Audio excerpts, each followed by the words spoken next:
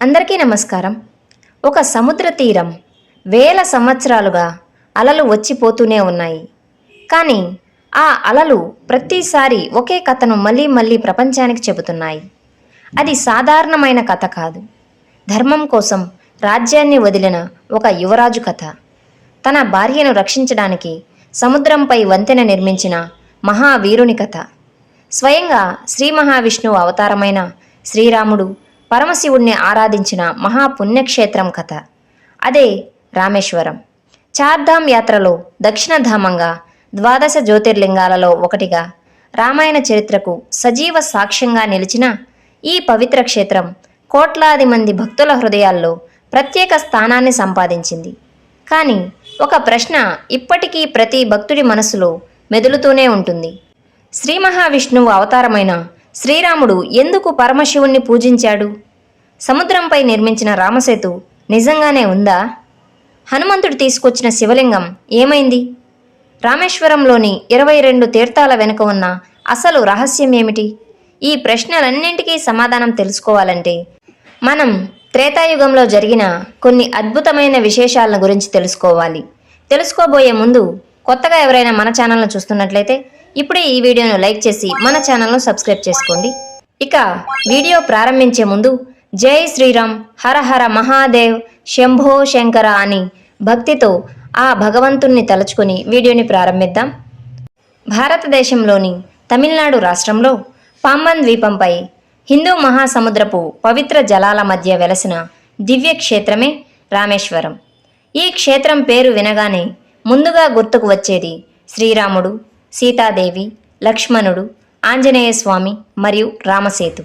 ఎందుకంటే రామాయణంలోని అత్యంత కీలకమైన సంఘటనలు ఈ పవిత్ర భూమిపైనే జరిగాయని పురాణాల ద్వారా మనకు తెలుస్తుంది. లంకాధిపతి రావణుడు సీతాదేవిని అపహరించిన తరువాత ఆమెను వెతుకుతూ శ్రీరాముడు, లక్ష్మణుడు, హనుమంతుడు, సుగ్రీవుడు మరియు వానరసేన దక్షిణ దిశగా పయనించి చివరకు ఈ సముద్ర తీరానికి చేరుకున్నారు. వారి ఎదుట విశాలమైన సముద్రం. ఆ సముద్రానికి అవతల రావణుడి లంకారాజ్యం. సీతాదేవి అక్కడ బంధించబడి ఉంది. ఆ క్షణంలో శ్రీరాముడు సముద్రాన్ని చూసి లోతైన ఆలోచనలో మునిగిపోయాడు. లక్షలాది వానర సైన్యంతో కలిసి ఈ మహాసముద్రాన్ని ఎలా దాటాలి? ధర్మయుద్ధం కోసం లంకకు ఎలా చేరుకోవాలి అనే ప్రశ్న ఆయన ముందుంది. మొదట శ్రీరాముడు సముద్రదేవుణ్ణి ప్రార్థించాడు. 3 రోజుల పాటు ఉపవాస దీక్షతో ధ్యానం చేస్తూ సముద్రదేవుడు ప్రత్యక్షమై మార్గం చూపాలని వేడుకున్నాడు. కానీ సముద్రం నిశ్శబ్దంగానే ఉంది. చివరకు ధర్మరక్షణ కోసం కఠిన నిర్ణయం తీసుకున్న శ్రీరాముడు తన కోదండాన్ని చేతబట్టి అగ్ని బాణాన్ని సంధించడానికి సిద్ధమయ్యాడు. ఆయన కోపాగ్నితో ప్రకృతి మొత్తం కంపించిపోయింది. సముద్రపు అలలు ఉప్పొంగాయి. దేవతలు కూడా ఆందోళన చెందారు. అప్పుడే సముద్రదేవుడు దివ్య రూపంలో ప్రత్యక్షమై శ్రీరామునికి నమస్కరించి ఇలా అన్నాడు: ఓ ప్రభు, నేను నా స్వభావాన్ని మార్చుకోలేను. కానీ మీ సేనలో నలుడు, నీలుడు అనే 2 వానర వీరులు ఉన్నారు. వారికి విశ్వకర్మ వంశ పరంపరలో నిర్మాణ నైపుణ్యం ఉంది. వారి చేత నిర్మించబడే వంతెనపై మీరు లంకా నగరాన్ని చేరుకోగలరు అని చెప్పాడు. సముద్రదేవుని మాటలను విన్న శ్రీరాముడు వెంటనే నలుడు, నీలుడికి ఆజ్ఞాపించాడు. వానరసేన అడవుల నుండి భారీ శిలలను, కొండలను, వృక్షాలను తీసుకువచ్చింది. ప్రతి రాయిపై జై శ్రీరామ్ అనే నామాన్ని లిఖించి సముద్రంలో వేయడం ప్రారంభించారు. భగవన్నామ మహిమ వల్ల ఆ రాళ్ళు మునిగిపోకుండా నీటిపై తేలాయని రామాయణం ద్వారా మనకు తెలుస్తుంది. వేలాది మంది వానరులు పగలు రాత్రి శ్రమించి సముద్రంపై ఒక మహావంతెనను నిర్మించారు. అదే ప్రపంచ ప్రసిద్ధి చెందిన రామసేతు. ఈ రామసేతు కేవలం రాళ్లతో నిర్మించిన వంతెన మాత్రమే కాదు. అది భక్తికి, విశ్వాసానికి, ఐక్యతకు, ధర్మ సంకల్పానికి ప్రతీక. ఒకరి శక్తితో సాధ్యం కాని కార్యం అందరూ కలిసి ఐకమత్యంగా భగవన్నామాన్ని ఆశ్రయించి చేస్తే అసాధ్యం కూడా సాధ్యమవుతుందని ఈ సంఘటన ప్రపంచానికి తెలియజేసింది. నేటికి భారతదేశంలోని రామేశ్వరం నుండి శ్రీలంక వైపు సముద్రంలో కనిపించే రాతి నిర్మాణాల గురించి అనేక పరిశోధనలు జరుగుతూనే ఉన్నాయి. భక్తులకు అది శ్రీరాముని దివ్య లీలకు నిదర్శనం. శాస్త్రవేత్తలకు అది పరిశోధనలకు సంబంధించిన అంశం. కానీ రామనామంపై విశ్వాసం ఉన్న ప్రతి హృదయంలో రామసేతు శాశ్వతంగా నిలిచి ఉంటుంది. అయితే లంక యుద్ధానికి బయలుదేరే ముందు శ్రీరాముడు చేసిన ఒక కార్యం ఈ పవిత్ర క్షేత్రాన్ని ప్రపంచంలోని అత్యంత గొప్ప శైవ క్షేత్రాలలో ఒకటిగా మార్చింది. స్వయంగా శ్రీ మహావిష్ణువు అవతారమైన శ్రీరాముడు ఎందుకు పరమశివుణ్ణి ఆరాధించాడు? రామనాథస్వామి జ్యోతిర్లింగం ఎలా ఆవిర్భవించింది? ఆ మహారహస్యాన్ని ఇప్పుడు మనం తెలుసుకుందాం. లంకా యుద్ధానికి ముందు శ్రీరాముడు చేసిన ఆ దివ్య కార్యమే నేటి రామేశ్వరాన్ని ప్రపంచ ప్రసిద్ధి పుణ్యక్షేత్రంగా మార్చింది. సముద్ర తీరంలో నిలబడి ఉన్న శ్రీరాముడు తన మనసులో ఒక గొప్ప ఆలోచన చేశాడు. రావణుడు ఎంత దుర్మార్గుడైనా అతడు బ్రహ్మవంశంలో జన్మించిన మహాజ్ఞాని, పరమశివుని యొక్క పరమ భక్తుడు. అలాంటి మహాశక్తివంతుడితో యుద్ధానికి వెళ్లే ముందు పరమశివుని ఆశీర్వాదం తీసుకోవడం ధర్మమని శ్రీరాముడు భావించాడు. భగవంతుడైన విష్ణు అవతారమే అయినప్పటికీ లోకానికి వినయం, ధర్మం, దైవభక్తి ఎలా ఉండాలో చూపించడానికి ఆయన పరమశివుణ్ణి ఆరాధించాలని నిర్ణయించుకున్నాడు. ఇదే రామాయణం మనకు నేర్పే గొప్ప సందేశాలలో ఒకటి. దేవతల మధ్య ఎలాంటి భేదం లేదు, భక్తి మాత్రమే పరమ సత్యం.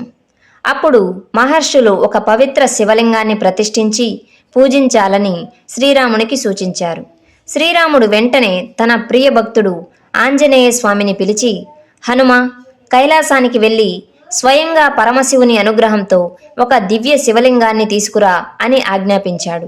శ్రీరాముని ఆజ్ఞను తలపై పెట్టుకున్న ఆంజనేయుడు ఒక్క క్షణం కూడా ఆలస్యం చేయకుండా ఆకాశంలోకి ఎగిరి కైలాస పర్వతానికి చేరుకున్నారు.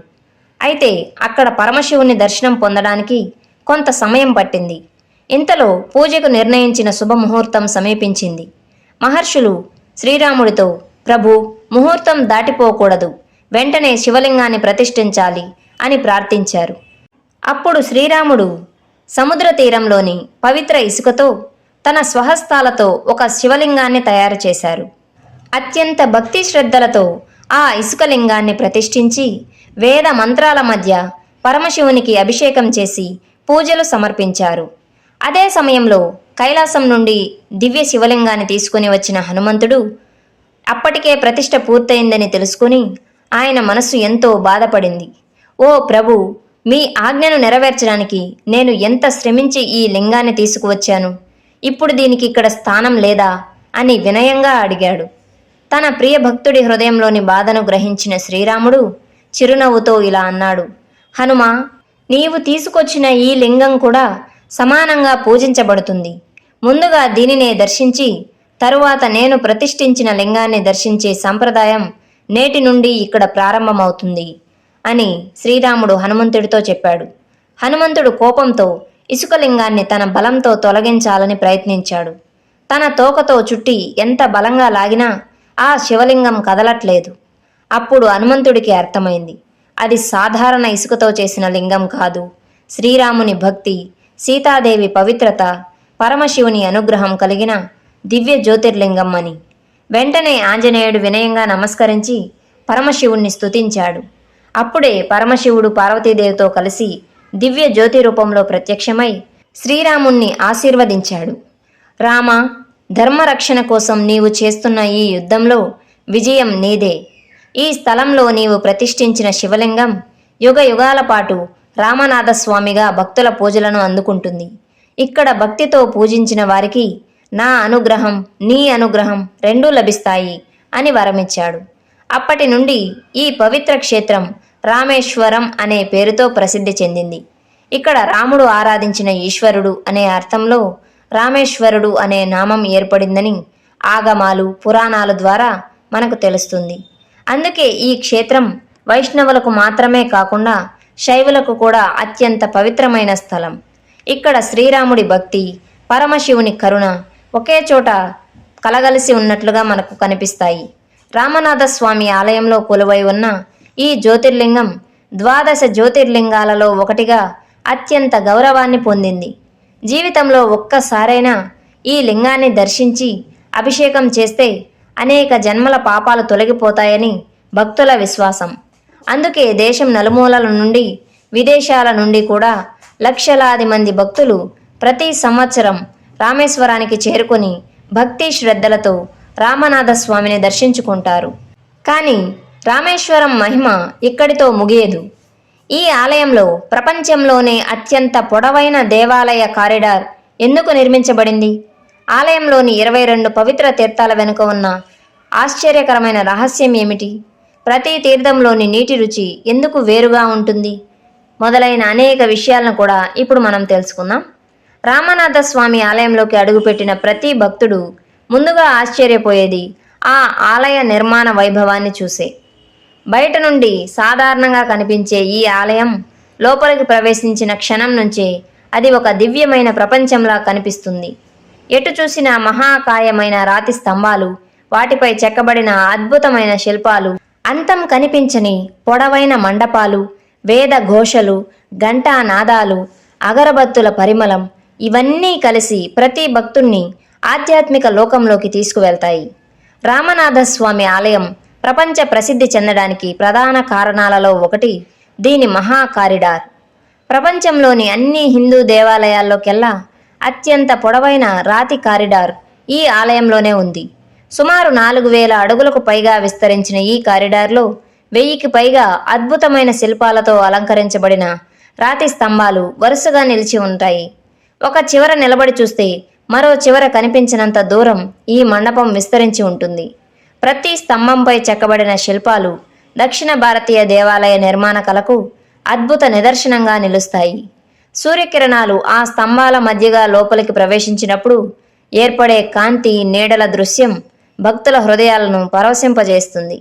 ఆలయంలోకి వచ్చిన ప్రతి భక్తుడు తప్పనిసరిగా ఆచరించే మరో పవిత్ర సంప్రదాయమే 22 తీర్థాలతో స్నానం చేయడం. ఆశ్చర్యకరమైన విషయం ఏమిటంటే ఈ తీర్థాలన్నీ ఒకే ఆలయ ప్రాంగణంలో ఉన్నప్పటికీ ప్రతి బావిలోని నీటి రుచి, స్వభావం, ఉష్ణోగ్రత కొద్దిగా భిన్నంగా ఉంటాయి. కొన్ని నీళ్లు తీయగా ఉంటాయి, కొన్ని స్వల్పంగా ఉప్పగా అనిపిస్తాయి, మరికొన్ని చల్లగా, ఇంకొన్ని వెచ్చగా అనిపిస్తాయి. సముద్రానికి అత్యంత సమీపంలో ఉన్నప్పటికీ ఈ తీర్థాలలోని నీరు సాధారణంగా తాగునీటి లక్షణాలను కలిగి ఉండటం ఇప్పటికీ అనేక మందిని ఆశ్చర్యానికి గురి చేస్తుంది. ఆగమ శాస్త్రాల ప్రకారం ఈ 22 తీర్థాలు కేవలం బావులు మాత్రమే కావు. ప్రతి తీర్థానికి ఒక ప్రత్యేకమైన ఆధ్యాత్మిక మహిమ ఉంది. శ్రీరాముడు తన బాణాలతో భూమిని తాకగా ఈ పవిత్ర జలాలు ఉద్భవించాయని ఒక విశ్వాసం. మరో సాంప్రదాయం ప్రకారం దేవతలు, మహర్షులు, పవిత్ర నదులు తమ తమ శక్తులను ఈ తీర్థాలలో స్థాపించారని చెబుతారు. అందుకే ప్రతి తీర్థంలో స్నానం చేయడం ద్వారా శరీరంతో పాటు మనసు కూడా పవిత్రమవుతుందని భక్తుల యొక్క ప్రగాఢ నమ్మకం. ఈ తీర్థాలలో అత్యంత ముఖ్యమైనదే అగ్ని తీర్థం. ఇది ఆలయానికి ఎదురుగా సముద్ర తీరంలో ఉంది. రామేశ్వర యాత్రకు వచ్చిన భక్తులు ముందుగా అగ్ని తీర్థంలో పవిత్ర స్నానం చేసి తర్వాత ఆలయంలోని 22 తీర్థాల జలాలను స్వీకరించి చివరగా రామనాథ స్వామిని దర్శించడం శతాబ్దాలుగా కొనసాగుతున్న సంప్రదాయం. సూర్యోదయ సమయంలో వేలాది మంది భక్తులు అగ్నితీర్థంలో స్నానం చేస్తూ జై శ్రీరామ్ అని నినదించే దృశ్యం జీవితంలో మరచిపోలేని అనుభూతిని కలిగిస్తుంది.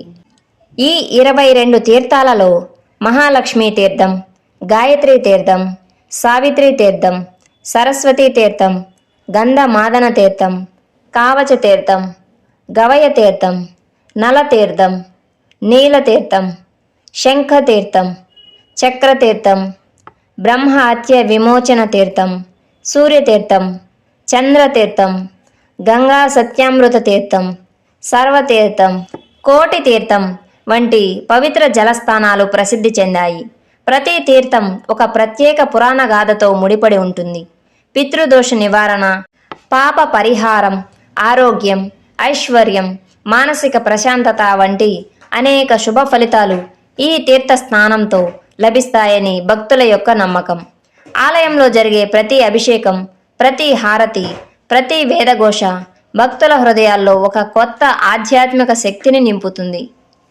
తెల్లవారుజామున జరిగే స్ఫటికలింగ దర్శనం అత్యంత విశిష్టమైన సేవగా భావించబడుతుంది.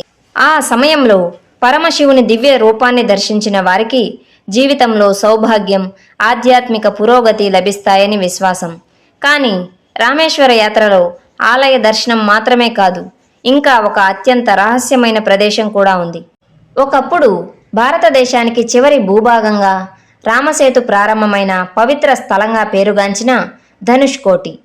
ఒక మహా తుఫానుతో సముద్రంలో కలిసిపోయిన ఆ దివ్యక్షేత్రం వెనుక దాగి ఉన్న చరిత్ర ఏమిటి? అక్కడికి వెళ్ళిన ప్రతి భక్తి హృదయం ఎందుకు భావోద్వేగానికి లోనవుతుంది? ఆ అద్భుతమైన రహస్యాన్ని కూడా ఇప్పుడు మనం విందాం. రామేశ్వరం నుండి సుమారు 20 కిలోమీటర్ల దూరంలో భారతదేశపు ఆఖరి అంచున ఉన్న ఒక పవిత్రమైన ప్రదేశమే ధనుష్కోటి. నేడు అక్కడ సముద్రపు అలలు, ఇసుక తిన్నెలు, శిథిలమైన నిర్మాణాలు మాత్రమే కనిపిస్తాయి. కానీ ఒకప్పుడు అది రద్దీగా ఉండే ఓడరేవు పట్టణం. రైల్వే స్టేషన్, చర్చి, పోస్టాఫీస్, పాఠశాలలు, వందలాది కుటుంబాలతో కలకలలాడిన ఆ ప్రాంతం 1964 డిసెంబర్లో సంభవించిన మహా తుఫానుతో కేవలం ఒకే రాత్రిలో సముద్రంలో కలిసిపోయింది. వేలాది మంది ప్రాణాలు కోల్పోయారు. ఆ తరువాత భారత ప్రభుత్వం ధనుష్కోటిని నివాసయోగ్యం కాని ప్రాంతంగా ప్రకటించింది. నేటికి అక్కడ కనిపించే శిథిలాలు ఆ విషాదాన్ని మౌనంగా గుర్తు చేస్తూ ఉంటాయి. కానీ ధనుష్కోటి ప్రాముఖ్యత కేవలం ఆ తుఫానుతో మాత్రమే కాదు. రామాయణం ప్రకారం రావణుణ్ణి సంహరించి సీతాదేవితో కలిసి అయోధ్యకు తిరిగి బయలుదేరే ముందు విభీషణుడు శ్రీరాముణ్ణి ఒక ప్రార్థన చేశాడు. ఓ ప్రభు, మీరు నిర్మించిన రామసేతు అలాగే ఉంటే భవిష్యత్తులో ఎవరికైనా లంకపై దాడి చేయడం సులభమవుతుంది. దయచేసి ఈ వంతెనను మీ ధనస్సుతో తొలగించండి అని వేడుకున్నాడు. అప్పుడు శ్రీరాముడు తన కోదండాన్ని సముద్రం వైపు సంధించాడని, ధనస్సు తాకిన ఆ పవిత్ర స్థలం ధనుష్కోటిగా ప్రసిద్ధి చెందిందని పురాణాల ద్వారా తెలుస్తుంది. ధనుష్కోటి సముద్ర తీరంలో నిలబడితే ఒక అద్భుతమైన దృశ్యం కనిపిస్తుంది. ఒకవైపు బంగాళాఖాతం, మరోవైపు హిందూ మహాసముద్రం. రెండు జలరాశులు కలిసే ఆ ప్రాంతంలో అలలు కూడా భిన్నంగా కనిపిస్తాయి. ప్రకృతి తన దివ్య సౌందర్యాన్ని అక్కడ అపూర్వంగా ఆవిష్కరించింది. సూర్యోదయం, సూర్యాస్తమయం సమయంలో ఆ ప్రాంతం స్వర్ణవర్ణ కాంతులతో మెరిసిపోతూ భక్తుల హృదయాలను ఆధ్యాత్మిక ఆనందంతో నింపుతుంది. రామేశ్వర యాత్రలో మరో ముఖ్యమైన ప్రదేశమే గంధమాదన పర్వతం. శ్రీరాముడు లంకపై దాడి చేయడానికి ముందు ఇక్కడి నుండి సముద్రాన్ని వీక్షించాడట. అందుకే ఈ కొండపై శ్రీరాముడి పాదముద్రలు ఉన్నాయని భక్తులు విశ్వసించే పవిత్ర స్థలంగా ఇది ఏర్పడింది. వేలాది మంది యాత్రికులు ఆ పాదముద్రలను దర్శించి నమస్కరిస్తూ ఉంటారు. అక్కడి నుండి కనిపించే రామేశ్వరం ద్వీపం, సముద్రం, పంబన్ వంతెన దృశ్యాలు అద్భుతంగా ఉంటాయి. పంబన్ వంతెన కూడా రామేశ్వర యాత్రలో ఒక ప్రత్యేక ఆకర్షణ. భారతదేశపు ప్రధాన భూభాగాన్ని రామేశ్వరం ద్వీపంతో కలిపే ఈ చారిత్రక వంతెన సముద్రంపై నిర్మించబడిన అద్భుత ఇంజనీరింగ్ కట్టడం. రైలులో ఈ వంతెనపై ప్రయాణిస్తున్నప్పుడు 4 వైపులా కనిపించే నీలి సముద్రం, అలల మధ్య ప్రయాణిస్తున్న పడవలు, దూరంలో కనిపించే రామేశ్వరం ఆలయ గోపురం యాత్రికులకు మరపురాని అనుభూతిని అందిస్తాయి. భక్తులు దీనిని ఆధునిక యుగంలోని ఒక అద్భుతంగా భావిస్తారు. ప్రతి సంవత్సరం జరిగే మహాశివరాత్రి, ఆడి అమావాస్య, నవరాత్రులు, ఆరుద్ర దర్శనం వంటి ఉత్సవాల సమయంలో రామేశ్వరం లక్షలాది మంది భక్తులతో నిండిపోతుంది. ఆ రోజుల్లో రామనాథస్వామి ఆలయం వేలాది దీపాలతో ప్రకాశిస్తూ ఉంటుంది. వేద ఘోషలు, శివనామస్మరణ, హరహర మహాదేవ్, జై శ్రీరామ్ అనే నినాదాలు ఆలయ ప్రాంగణాన్ని మార్మోగిస్తుంటాయి. ఒకే క్షేత్రంలో శైవులు, వైష్ణవులు కలిసి భక్తితో ప్రార్థనలు చేయడం భారతీయ సనాతన ధర్మంలోని ఐక్యతకు గొప్ప ఉదాహరణ.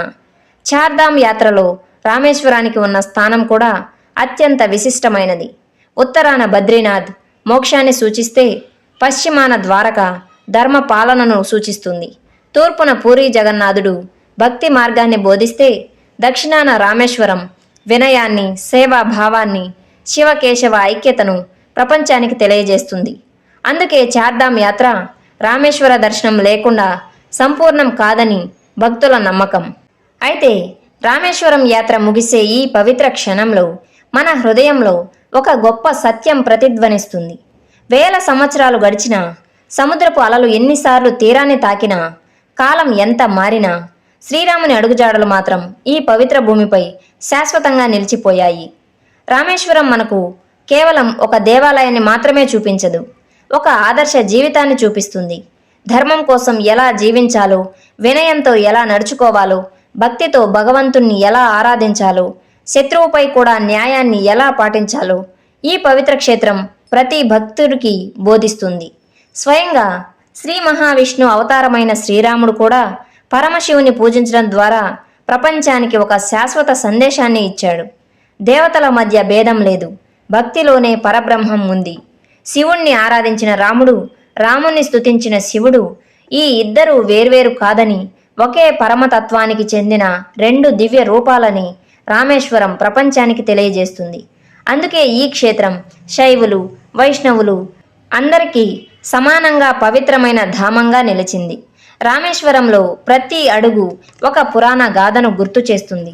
ప్రతి సముద్ర అల రామసేతు నిర్మాణాన్ని మన కళ్ళ ముందు నిలబెడుతుంది. ప్రతి తీర్థపు జలబిందువు శ్రీరాముని ఆశీర్వాదాన్ని మనపై కురిపిస్తున్నట్లుగా అనిపిస్తుంది. ప్రతి ఘంటానాదం ధర్మమే జయిస్తుంది అనే రామాయణ సందేశాన్ని మన హృదయాల్లో మళ్ళీ మళ్ళీ నింపుతూ ఉంటుంది. రామనాథస్వామి ఆలయంలో నిలబడి పరమశివుణ్ణి దర్శించిన క్షణంలో, అదే ఆలయంలో శ్రీరామునికి నమస్కరించిన దృశ్యం మన మనస్సులో సజీవంగా ప్రత్యక్షమవుతుంది. జీవితంలో ఒక్కసారైనా రామేశ్వర యాత్ర చేసే భాగ్యం కలిగితే అక్కడ కేవలం కోరికలు మాత్రమే కోరుకోకండి. ఓ రామనాథస్వామి, శ్రీరాముడిలా ధర్మాన్ని కాపాడే ధైర్యాన్ని మాకు ప్రసాదించు. సీతాదేవి లాంటి సహనాన్ని ఇవ్వు. లక్ష్మణుడి లాంటి సేవాభావాన్ని ప్రసాదించు. హనుమంతుడి లాంటి అచంచలమైన భక్తిని మా హృదయాల్లో నింపుము.